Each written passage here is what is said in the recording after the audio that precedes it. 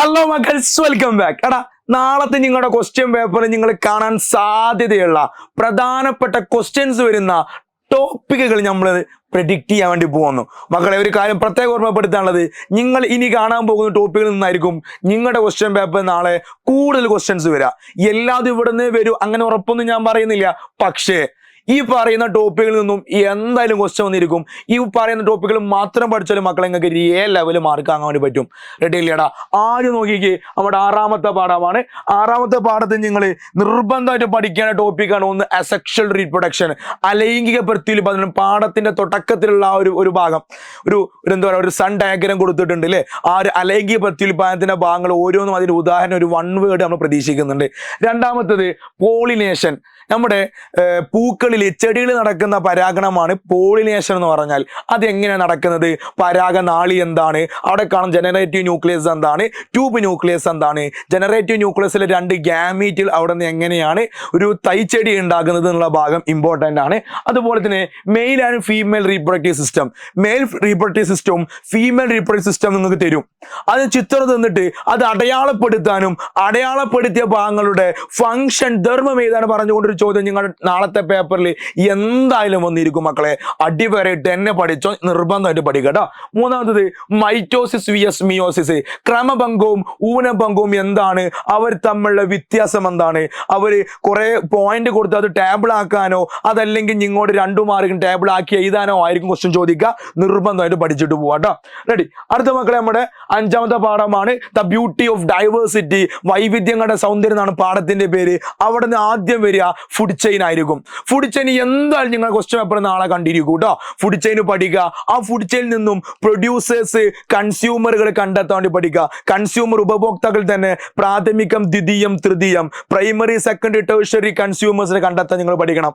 Ready ഇല്ലാടാ? Trophic ലെവലുകൾ, ഓരോരോ പോഷണ തലങ്ങളും ഓരോ ജീവിയുടെയും സ്ഥാനമാണ് പോഷണ തലം എന്ന് പറഞ്ഞാൽ. ഇതിൽ 1ാം പോഷണ തലം ആരാണ്, 2ാം പോഷണ തലം ഏതാണ്, ഇങ്ങനെ ഓരോന്നിൻ്റെയും ട്രോഫിക് ലെവൽ കാണാൻ പഠിക്കണം. മൂന്നാമത് മക്കളെ, ഇക്കോളജിക്കൽ ഇന്ററാക്ഷൻ 5 ഉണ്ട്. Parasitism, predation, competition, commensalism and mutualism 5 പഠിച്ചിട്ട് പോവുക. അതിന്റെ എക്സാമ്പിളും പഠിക്കുക. റെഡി ഇല്ലടാ? അടുത്ത WWFന്റെയും IUCN ഏതെങ്കിലും ഒന്നിന്റെ ലോഗോ തരും, ചിത്രം തരും. ഇതേതാണ് സംഘടന, ഇവരുടെ പ്രാധാന്യം എന്താണെന്ന് ചോദിക്കും. അതുപോലെ തന്നെ IUCN പുറത്തെടുക്കുന്ന റെഡ് ഡാറ്റ ബുക്ക്, വംശനാശ ഭീഷണി നേരിടുന്ന ജീവികളെ ഡാറ്റയുള്ള ബുക്കാണ് റെഡ് ഡാറ്റ ബുക്ക്. അത് തന്നിട്ട് അതിന്റെ പ്രാധാന്യം എന്താണെന്ന് ചോദിക്കാറുണ്ട് കേട്ടോ. അടുത്തതാണ് ഇൻസിറ്റു എക്സിറ്റു കൺസർവേഷൻ. നിർബന്ധമാണ്, ചോദ്യം വന്നിരിക്കും. ഇൻസിറ്റു കൺസർവേഷനും അതിന്റെ ഒരു എക്സാമ്പിളും, എക്സിറ്റു കൺസർവേഷനും അതിന്റെ എക്സാമ്പിളും മക്കളെ പഠിച്ചിട്ടേ പോകാവൂ, ചോദിച്ചിരിക്കും. റെഡി ആണല്ലോ മക്കളെ? അങ്ങനെ 4ാമത്തെ പാഠം ട്രീ ഓഫ് ലൈഫിലോട്ട് പോവാന്നുണ്ടെങ്കിൽ ജീവന വൃക്ഷത്തിൽ ഏറ്റവും ഇമ്പോർട്ടന്റ് 2 ഭാഗങ്ങളാണുള്ളത്.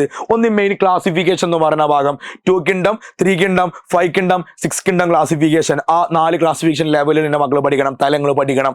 പിന്നെ വരുന്നത് ബൈനോമിയൽ നോമൻക്ലേച്ചർ ആണ്. ദ്വിനാമ പദ്ധതി, ജീനസിന്റെ നാമവും സ്പീഷീസ് നാമവും കൂട്ടിയിട്ട് ഒരു ജീവിക്ക് ശാസ്ത്രീയ നാമം കൊടുക്കുന്ന രീതിയാണ് ബൈനോമിയൽ നോമൻക്ലേച്ചർ.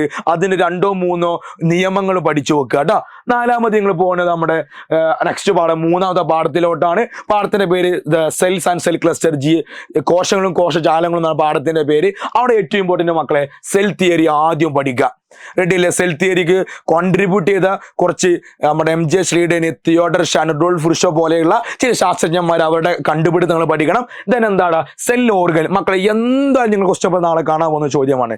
സെൽ ഓർഗനിൽ തരും, ഒരു കോശാംഗം തരും. ആ കോശാംഗം തന്നിട്ട് ഈ കോശാംഗത്തിന്റെ ഫംഗ്ഷൻ എന്താണ്, ഏതാണ് കോശാംഗം എന്ന് കണ്ടെത്താനും. ശ്രദ്ധിച്ചോ മക്കളെ?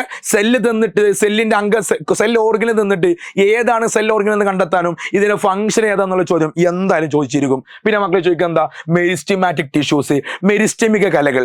മെരിസ്റ്റമിക കലകൾ എന്ന ചോദ്യം മക്കളെ അവിടെ ഒരു ചോദ്യം പ്രതീക്ഷിക്കണം. റെഡി അല്ലേ? 3 ടൈപ്പ് മെരിസ്റ്റമിക കലകളും അതിന്റെ ഭാഗങ്ങളൊന്ന് പഠിച്ചിട്ട് പോവാം. റെഡി? നമ്മൾ പോകുന്ന 2ാമത്തെ പാഠം. 2ാമത്തെ പാഠം നമ്മുടെ ജീവികളുടെ ഉത്ഭവവുമായി ബന്ധപ്പെട്ട പാഠമാണ്, എവല്യൂഷന്റെ പാഠമാണ്. അവിടെ ഏറ്റവും ആദ്യം മക്കളെ കെമിക്കൽ എവല്യൂഷൻ തിയറി, രാസപരിണാമ സിദ്ധാന്തവും അത് കൊണ്ടുവന്ന ആളുകളും അത് തെളിയിക്കുന്ന എക്സ്പെരിമെന്റ് ആയിട്ടുള്ള യൂറേ മില്ലർ എക്സ്പെരിമെന്റ് മക്കൾ പഠിച്ചു വെക്കുക. നമുക്ക് പഠിച്ചു കഴിഞ്ഞിട്ട് സമയമുണ്ടെങ്കിലടാ കോസ്മിക് കലണ്ടർ കൂടി ഒന്ന് നോക്കിയിട്ട് പോകണം കേട്ടോ. കോസ്മിക് കലണ്ടർ 1 വേർഡ് നമ്മൾ പ്രതീക്ഷിക്കുന്ന ഭാഗമാണ്. റെഡി ഇല്ലടാ? അടുത്തത് നമ്മുടെ ഒന്നാമത്തെ പാഠമാണ് അഗ്രികൾച്ചറിന്റെ നട്ട് നനക്കാം നന്മകൾ കൊയ്യാ എന്നുള്ള പാഠമാണ് അല്ലെ. ആ പാഠത്തിന്റെ ഏറ്റവും ഇമ്പോർട്ടൻ്റ് 2 ഭാഗങ്ങളേ ഉള്ളൂ.